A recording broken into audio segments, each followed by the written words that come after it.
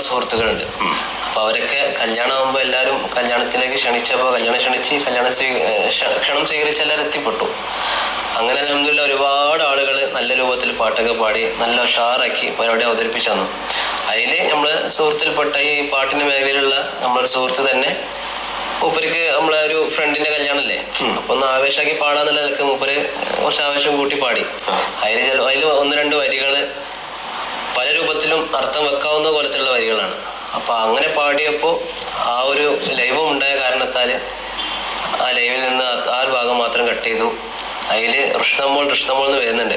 അപ്പൊ ഋഷ്ടമോൾ എന്ന് പറഞ്ഞ് അതില് ഒരു സിന്ദാബാദ് എന്നുള്ള ഒരു ക്യാപ്ഷനും കൊടുത്തത് അങ്ങനെ ട്രോള് രൂപത്തിൽ പ്രചരിപ്പിച്ചു.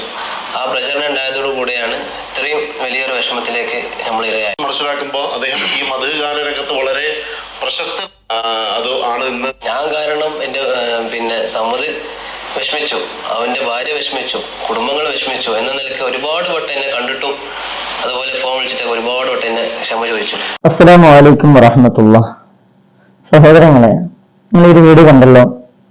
അതായത് നമ്മൾ ഈ കേരളമൊട്ടാകെ കൊട്ടിഘോഷിച്ചിരുന്നൊരു വിഷയം, അതായത് കുറച്ച് 2 ദിവസം മുമ്പ് ഞാൻ ഇതിനെക്കുറിച്ച് വീഡിയോ നിങ്ങൾ ചെയ്യരുത്, പാടില്ല എന്ന് പറഞ്ഞൊരു വീഡിയോ ചെയ്തപ്പോ അതിനുള്ളിൽ കമന്റ് എഴുതി മോശമാക്കിയ വേറെയും കുറെ ആൾക്കാരുണ്ട്. അതായത് ഒരു ആൾക്കാരുടെ ജീവിതത്തില് എല്ലാവരും മനുഷ്യരാണ്, മനുഷ്യരിന് സംഭവിക്കാവുന്നതേ ഉള്ളൂ തെറ്റുകൾ, അത് പൊറുക്കുന്നവൻ അല്ലാഹുവാണ്. എല്ലാ ഉസ്താദന്മാരും എന്ന് കരുതി അവരൊക്കെ ശുദ്ധമായി ഒരു തെറ്റും ചെയ്യാത്തവര് എന്നൊന്നും ആർക്കും പറയാൻ പറ്റില്ല. പക്ഷെ ഇവിടെ സംഭവിച്ചത് എന്താണ്? അദ്ദേഹം തന്നെ പറയാണ്, ഒരു കല്യാണമാണ്, ഒരു പുതുജീവിതമാണ്, അല്ല റാഹത്തോടെ സന്തോഷത്തോടുകൂടി കഴിഞ്ഞുകൂടുകയാണ്. അപ്പൊ അതിനിടയിൽ ആ ഒരു സന്തോഷത്തിന് കൂട്ടുകാരൊക്കെ ഒരുമിച്ച് കൂടുകയും അവരവിടെ മധുഹകളും മറ്റുമൊക്കെ ഇങ്ങനെ പാടുന്ന സമയത്ത് അതിന്റെ ആ ആവേശത്തിൽ ഒരു കൂട്ടുകാരൻ പാട്ടിങ്ങനെ പാടിയപ്പോ ആ ഒരു കട്ടിങ് മാത്രം എടുത്താണ് ലോകം മൊത്തം ആഘോഷിച്ചത്.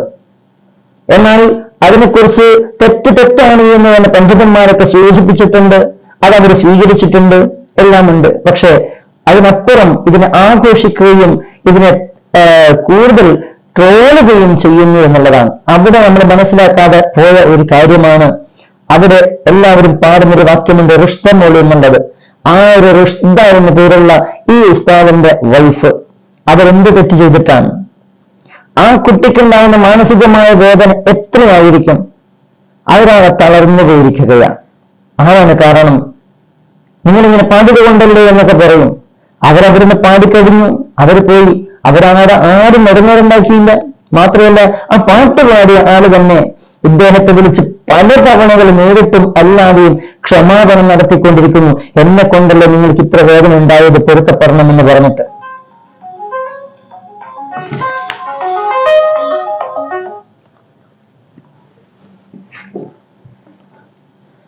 അതിനും വലുതും എന്താണ് ആവശ്യമുള്ളത്? കാരണം അവർ പോലും ചെയ്യാത്ത തെറ്റിന് ലോകം ഇങ്ങനെ ആർത്തട്ടഹസിക്കുമ്പോ എന്നെ കൊണ്ടല്ലേ എന്ന് ഓർത്തിട്ട് ക്ഷമാപണം നടത്തുന്നു. ഇന്നവർ ഇത് മൊത്തം ആഘോഷിച്ച് നടത്തുകയും ട്രോളുകയും ചെയ്തവർ എത്ര പേര് അദ്ദേഹത്തിന് സോറി പറഞ്ഞിട്ടുണ്ടാകും? ആ കുട്ടിയോട് എത്ര പേര് സോറി പറഞ്ഞിട്ടുണ്ടാകും? നമ്മൾക്കിത് ആഘോഷിച്ചു, ഇത് കണ്ടു തുള്ളി, ചെറിയ കുട്ടികളെ കൊണ്ടുപോലും ഡാൻസ് കളിപ്പിച്ചു, ഇങ്ങനെ ആഘോഷിക്കുന്നവർ എത്ര പേര് ആഘോഷിച്ചിട്ടുണ്ടാകും?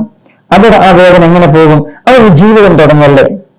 ആ ജീവിതത്തിന്റെ തുടക്കം തന്നെ അത് കഴിഞ്ഞ് പിറ്റേത്തെ ദിവസം മുതൽ ട്രോളുകൾ വന്ന് അവരെ കളിയാക്കുന്ന വീഡിയോസുകളെ കണ്ട് ജീവിതത്തിലേക്ക് കാലെടുത്ത് വെക്കേണ്ടുന്ന അവസ്ഥ, ഇതെങ്ങനെയാണ് സഹിക്കുക? സഹോദരങ്ങൾ, വീണ്ടും പറയാൻ ഇതിന് ചെയ്യരുത്.